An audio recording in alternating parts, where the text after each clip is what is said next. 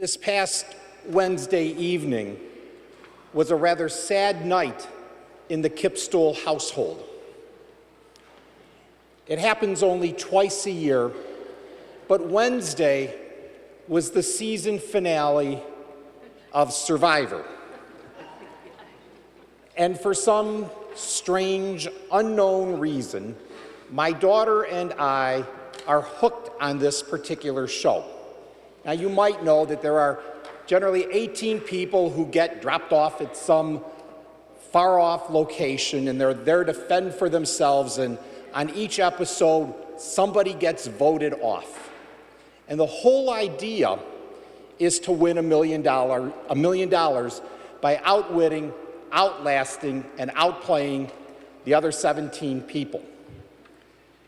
And there are some very famous taglines that we've watched this so often that we can recite them together, that the tribe has spoken, or you want to know what you're playing for, or I'll read the votes. So yes, it's somehow, some way become ingrained with us. And I was thinking about that as I was reading and reflecting on the gospel, because another part of Survivor is there are challenges. And if you win the challenge, sometimes as an individual, sometimes as a team, sometimes as a tribe, you get a reward or maybe immunity so that you are not voted off.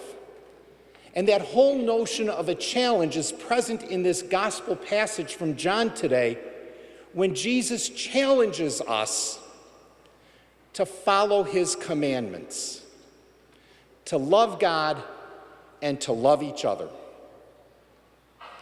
That's our challenge. The reward, or the immunity, is that we receive a gift from God, the Spirit of truth. The Spirit of truth that the world that we know does not see, does not accept. And I thought of that in light of Survivor, even though this passage was written 2,000 years ago, how applicable it still is for us today.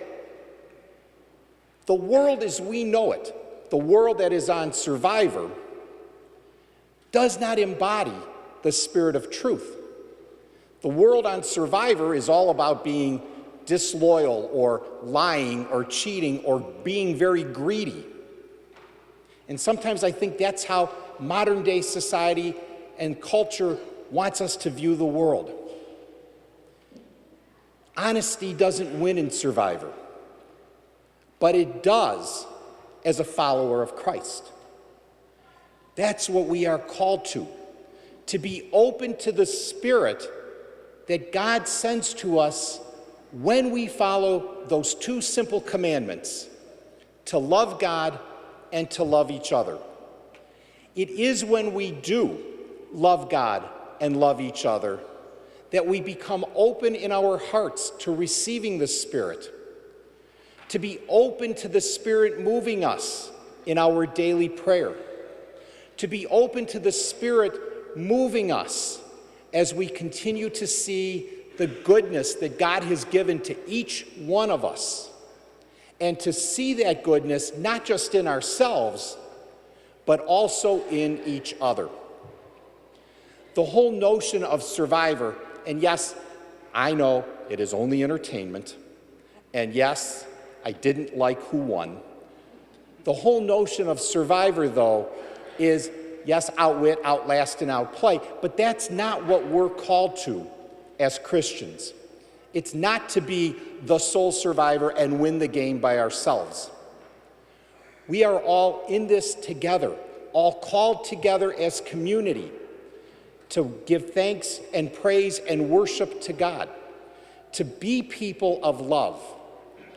Just this morning, Pope Francis, this came out on a tweet, Pope Francis invited the presidents of both the Palestinian state and Israel to come to the Vatican, not for negotiations, but to pray together. And I found this out in between 8:30 and 11. They both accepted.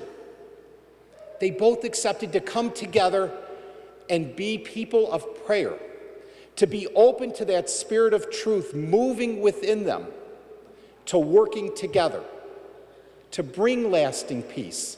That is, after all, what love is all about. Being a loving people means being a peaceful people. So as we go forward, our challenge again is not to outwit, outlast, and outplay, but rather it is to be open to the Spirit moving within us, so that at the end of life, we can all enjoy eternal life with God. And that is the word that God has spoken.